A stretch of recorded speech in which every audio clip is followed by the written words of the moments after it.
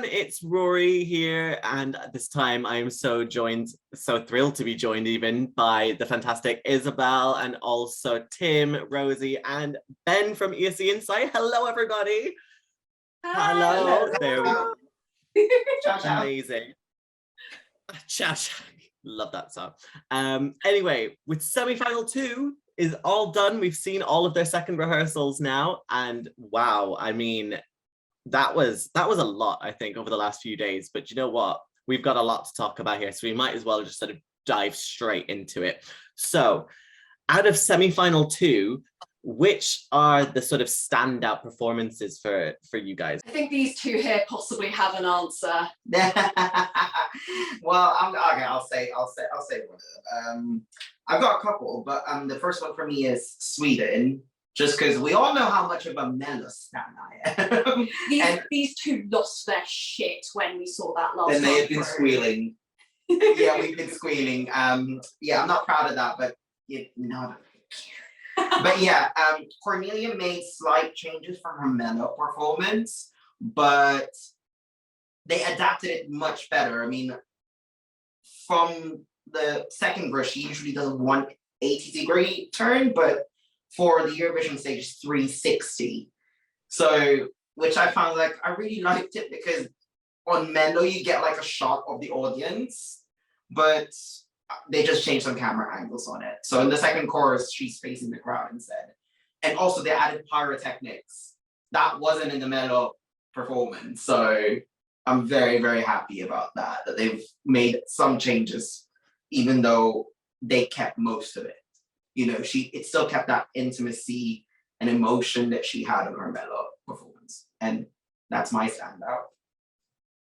Yeah, I mean, the colour scheme, certainly at the end as well, reminded me very much of Dotter's Bulletproof. There's that very strong white lights and a red background that's going on.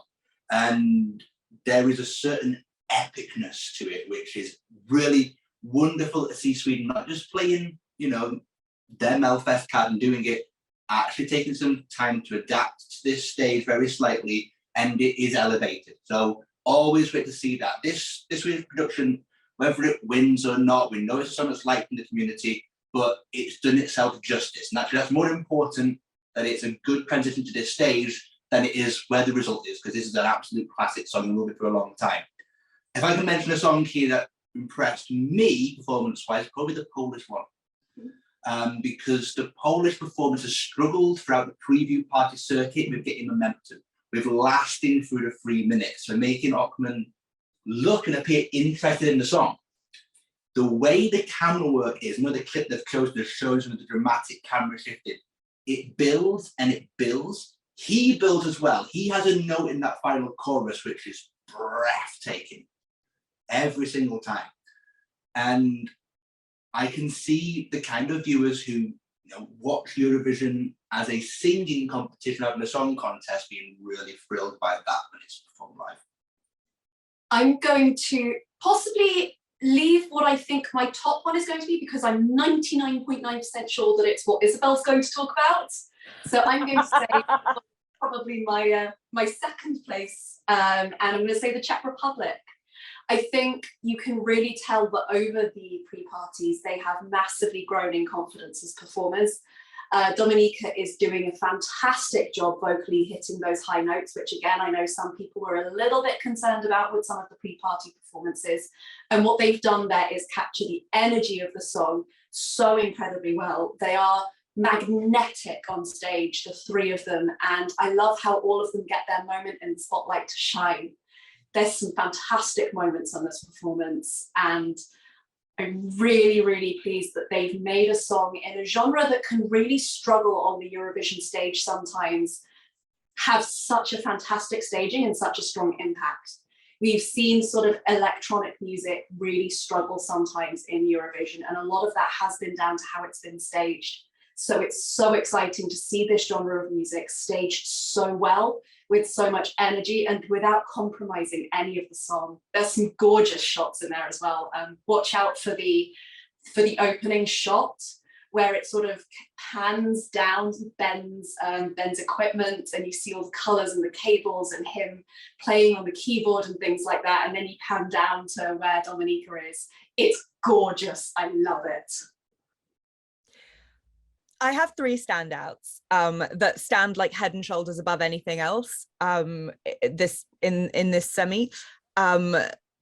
I suppose the one that I was really pleased didn't disappoint me was the only one of the 3 that didn't come out of the national final circuit, because that's always a thing, isn't it, that you're watching for the first live performance or the first you know, it's a thing. Cyprus. I am so glad that all of the sort of dreamy, hyper feminine vibes of the music video and of her vocals on the studio track have been transferred incredibly effectively onto the Eurovision stage.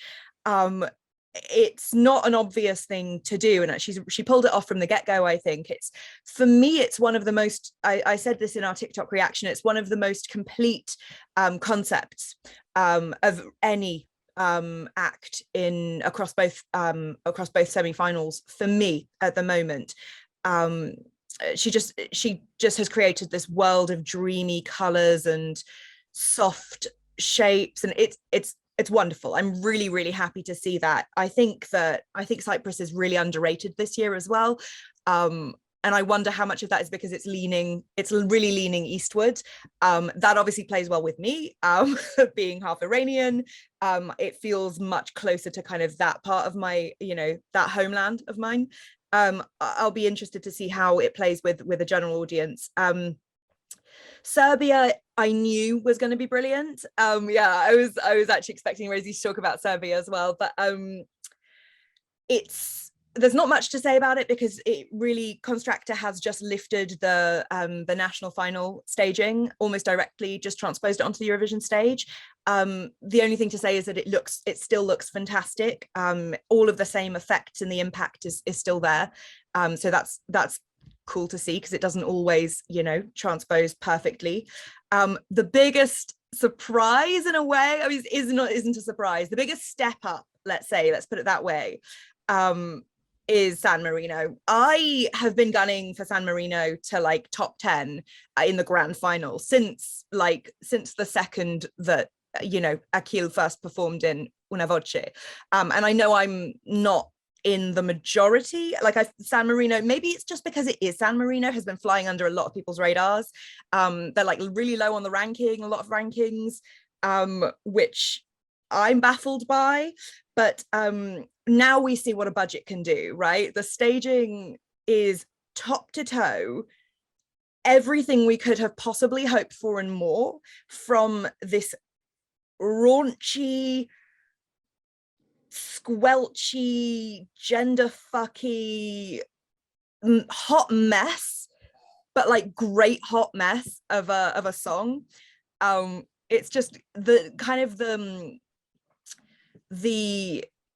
energy of his performance in Una Voce has just been basically taken and like concentrated, like distilled, and then just like, I don't know, it's that on LSD, isn't it? It's just like he's thrown everything at it. There's the costuming is like super gender bendy and like spangly and textured, and we've got a black sparkly cowboy hat, or like, fuck it, let's put a mechanical bull in there. Yes, Laura's riding a mechanical bull, while the guitar hip thrusts in the middle of the stage on, you know, in the screeching out a solo, like, oh, the other musicians are in cages, why wouldn't they be in cages? The whole thing is such a glorious mess, but it's not, when I say a mess, I mean that it's not like polished, it's not DIY though, it actually has the best production value I've ever seen from San Marino in my life. So that's my big like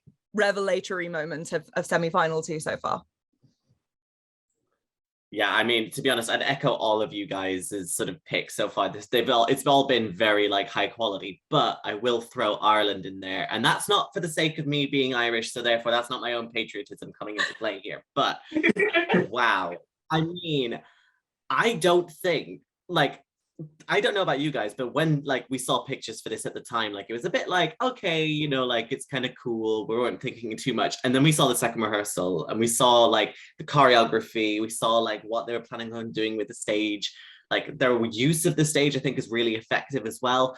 And then that little clip, that exclusive rehearsal clip, which basically encapsulates all the attitude, all of this sort of like fuck you to the world of this whole like this whole vibe. It hits so well for me, and I would really like to think that come the night, Brooke will be able to like make it through to the final, because wow, that like it for me, that was the one that really kind of blew me away. And it's the one that I keep kind of going back to in all of the other rehearsal clips. Of course, I have to talk about Serbia because that's also just my number one.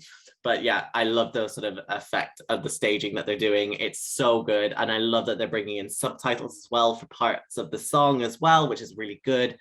Yeah, I really like the sound of it. Turning it on its head though, what would be some of the songs that you would, or the rehearsals that you were kind of underwhelmed by? So I'll start on this one because I have a fairly clear answer for this one, and it has absolutely nothing to do with the performer, nothing to do with the song. They've been sounding fantastic the entire way through, but Estonia's staging has really suffered with the technical issues that have been happening. And I am so sad for Stefan because he is bringing everything to this. He's got a fantastic charisma, a great stage presence. He looks great on stage. He's moving around the stage and it looks wonderful. There's so much energy to it. But you can tell that something is really missing from this performance. And I think when you're looking at the full rehearsal and you can see the backdrop is being mostly obscured by that goddamn sun, I think that is what is missing, and I think that is what is hurting it so much. So absolutely no hate on Stefan, no hate on the Estonian delegation on this at all. I'm just incredibly disappointed for him because I love this song. I think their staging concept is great, and I think it has just hugely suffered because of the technical issues that have happened. And maybe, fingers crossed, they will be able to work with it and work around it, or things will get fixed, or whatever is going to happen, because everything's still so up in the air right now. But I feel incredibly disappointed for them as much as I am watching it, because I'm just sad that something is not quite there yet. Yeah, I have to agree with the sun thing with Rosie, because mine is Romania. Because no disrespect to Worse an awesome guy. The song is really great. It was the freaking sun. Like, it's just a black hole. And when we were watching the rehearsal, it would go, oh, let me, like you can literally see the lyrics are on there, but the freaking song is blocking it. And so the remedy is they've used the LED floors to display some of the lyrics. And they've used lights, so like, okay, point towards it. But when you see on the Selection Nacional, where, you know, it's in this big caps on the big screen, and they've even got the golden curtain, like towards the end, which brightens up the stage. You can see that on the background, but obviously because of the freaking sun, it covered it up. So it wasn't as bright as it's supposed to be. And I'm really gutted for these delegations who are like, relying on the LEDs because they don't have that much of a budget to like use anything else to make an effect. So, you know, all I'm gonna say is like, I'm underwhelmed, but you know, no disrespect, I know you're trying hard and this is out of the circumstance. That particularly breaks my heart because I'm gonna be very clear that I absolutely love Romania's song this year. It took me a little while to come around to, but I'm like fully obsessed with it. But the Hola mi bebé on the nonsense lyric that is Hola mi bebé, I'm also completely obsessed with this particular Spanish nonsense lyric. But the fact that it was emblazoned in big lettering on the back screen was like sending me every single time I saw it. And I mean that like in a way that it gives me so much joy. Like it's so silly that it's there, because it's like it's one thing to have your like quite complex lyrics, like kind of, you know, like Constructor for Serbia has had really quite complex lyrics, like kind of subtitled every so often. It's another thing when it's like "Hola mi bebe." It's a little bit like the effect that you get from Norway, you know, when they have the yum yum yum or banana. It's like, thank you so much for that, just in case you didn't catch those lyrics. It delights my silly heart. So that's particularly heartbreaking to me. For me though, the real letdown, I feel bad because I feel like Rosie and Tim just gave some really diplomatic answers that were like, I really want to be clear as well that this isn't any hate towards the artist at all. But I was disappointed that Israel didn't step it up from their national final. They seem to have kind of taken a step back almost in terms. Let me explain what I mean by that. The choreography at the national final was it wasn't ideal. Like, it definitely needed editing and curating to create something like a more polished, I think, but like there was so much energy in it, and oddly, really unusually, it seems like there's actually less energy, less sharpness, less clarity in the choreography now. I'm biased because the Raqs portion, which is the sort of the more traditional Southwest Asian dance portion that they had in the national final, just there's a segment towards the end of the song that they really kind of just transitioned into that's gone now. That's completely gone. The dance style remains commercial all the way through, which is just, I'm just gutted that that's happened. Obviously it's an artistic choice, it's their choice, but I feel sad because that to me was something that was really differentiating it. My biggest issue though is with the lighting design is really baffling to me because they've got this red and their costumes are all white. The odd effect is that they're kind of their features are being erased by the red on white, and the graphics on the floor are sort of really, it's more like corporate logo type graphics. They've got the song title on the floor, the song title, I don't know, it's really not working for me at all. And I don't know if there's anything that they, like, I don't know that they're unhappy with it. They're probably really happy with it. It's just a bunch of artistic choices that I would not have made. And it's gone from being a song that I thought might qualify to like a song that I would be very surprised if it qualifies. Let's put it that way. The obvious thing here, you guys, is of course, we've had to hear the live vocals again to Jezebel. And they still, time and time again, miss the mark. I really hope that pulls through in terms of at least giving a decent performance so that, you know, we don't remember the Rasmus for this. Mm. But that's a disappointment to open the show. But, I mean, you know what the biggest disappointment is? It's that only 10 of these songs qualified in semi-final 2, and 10 from semi-final 1 will qualify, because this is so much better than semi-final 1. And I have to say, this is diverse, this is brave, this is a great collection of songs. Thursday night's a smashing show. That's so interesting to hear, because of course the overarching narrative so far has been semi-final 1 as the strong semi-final. That is so fascinating that you have the opposite opinion. Well, I love that. I love that that's the case. Songs that could really deliver, but semi-final 2 is lifting the performances. Performances throughout semi-final 1 were part of the course. Greece was slightly better. Ukraine had some nice ideas. Otherwise, many fell away. Here, we have many that want to celebrate and say the performance they give in the semi-final will be the best performance they've done this season. Mm-hmm. That's brilliant to see. The journey to end on, if not further. Yeah, I don't agree, but I'm so glad to hear that that's your opinion, because the whole thing with Eurovision is diverse opinion, isn't it? Like being surprised by what ends up being the most popular thing. It just goes to show it's not a given at all.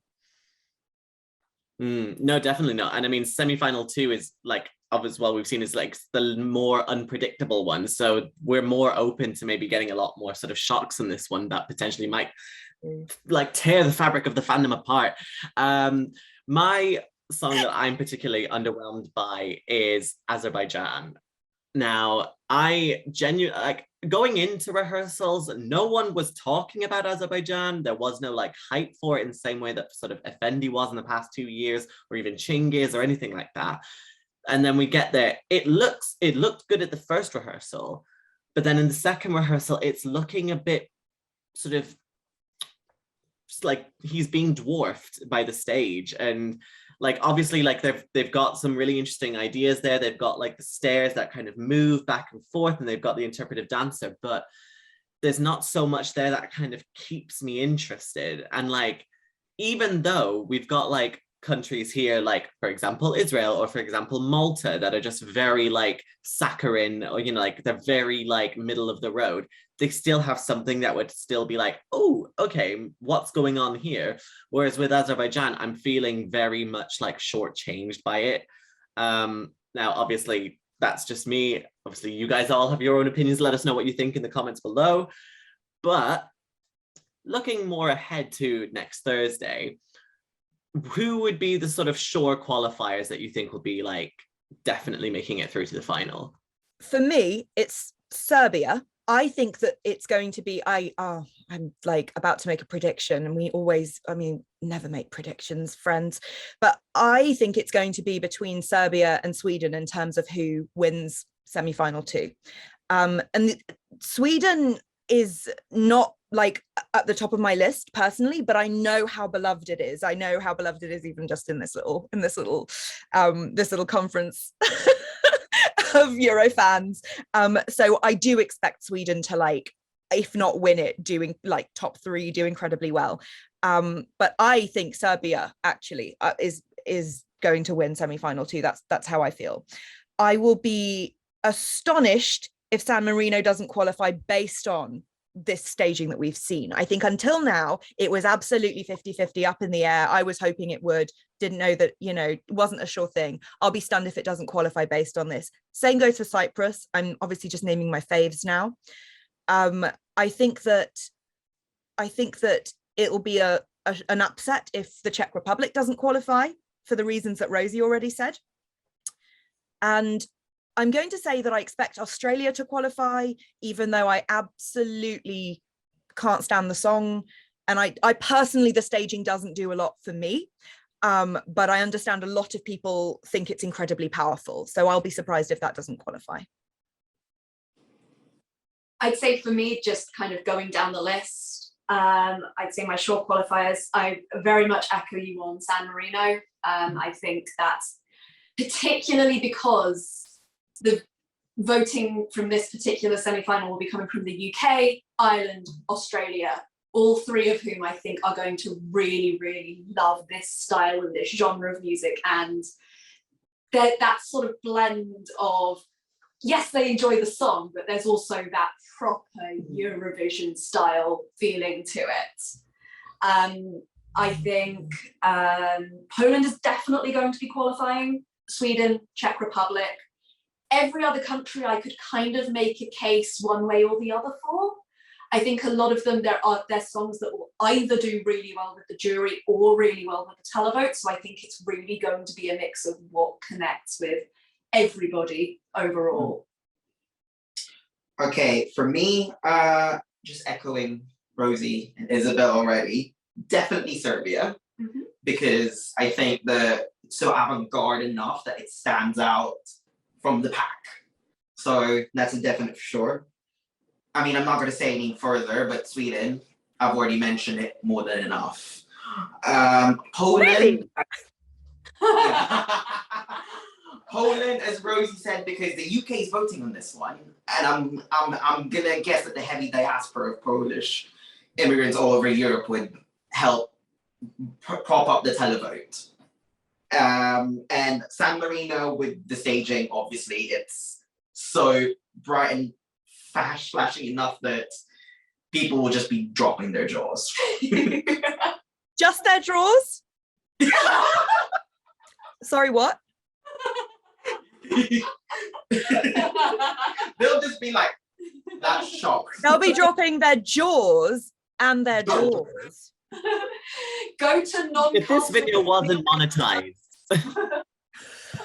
You're like, Am I wrong though? Tell us in the comments. What will Yeah. you be dropping? the jaws. I'm Like, so sorry. Why have you invited me on this panel? we just know the chaos. Yeah. But how about you, Ben? All of you saying San Marino is fascinating. I am more confident now seeing rehearsals because I know that Achille Lauro has got a concept. And certain concepts can be hit and miss sometimes. This is a concept that works. But it's got to get, I don't see it getting enough televotes that it can get a 0 on the jury side. And sadly, this is the kind of thing that can get a 0 on the jury side. Oh yeah, definitely. I expect it to not do well. So it needs 150 televotes, which is steep. Which is a long way. It's like because San Marino has 0 guaranteed televotes. Yeah. I mean, a point I'll say quietly because I'll have to do something dramatic if this happens. Like, if San Marino qualifies, Italy can't win. Ooh. Explain yourself. What a statement.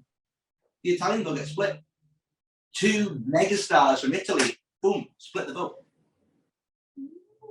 I mean, also if you kind of also Dramatic.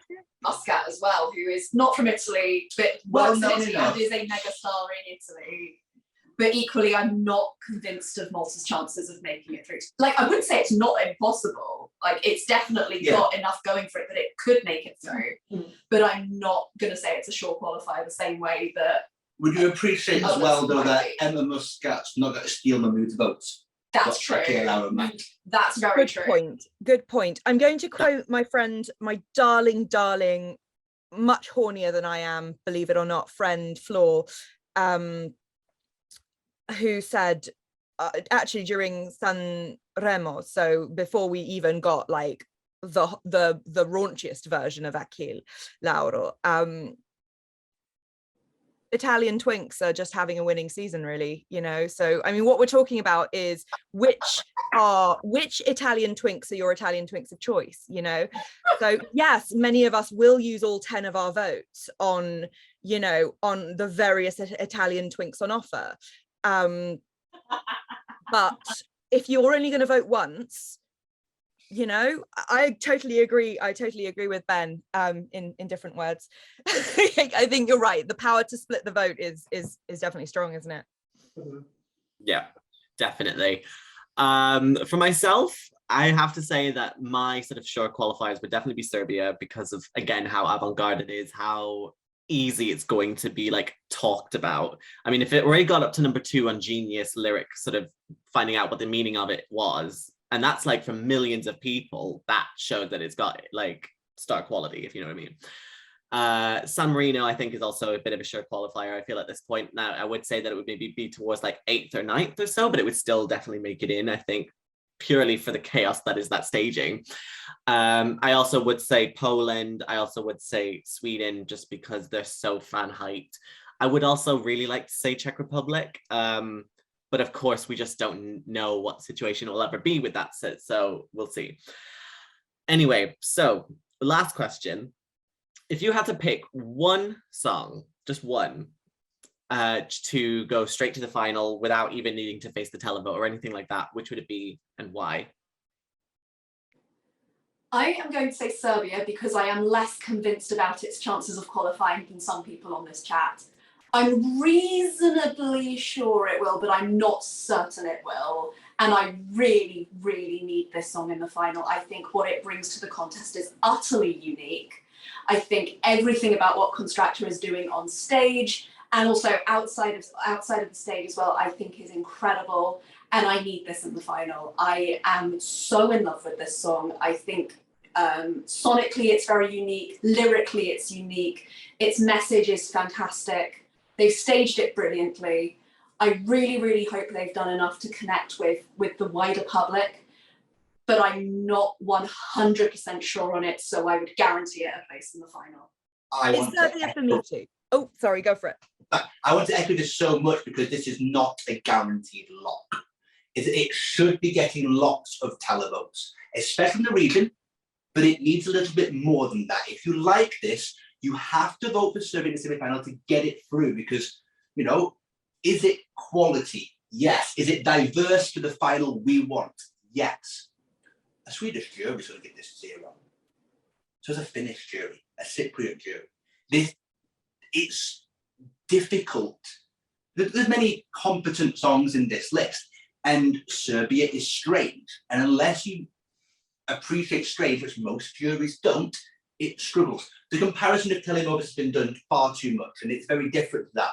But juries have not rewarded the uniqueness of that, and there's no guarantee they will here either. I'm expecting this to get to the final, probably end up with a mid-table placing because of this disparity here, because it's going to be the televoters that will support this.